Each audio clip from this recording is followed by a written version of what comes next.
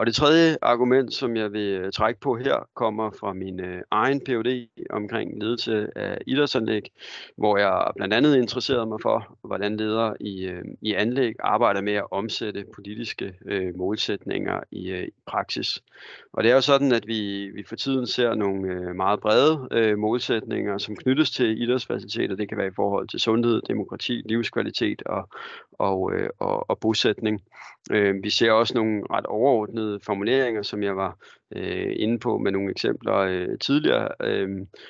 Altså sådan noget med, at idrætsfaciliteter udgør en del af grundlaget for sunde, glade og aktive borgere, som kunne være et eksempel.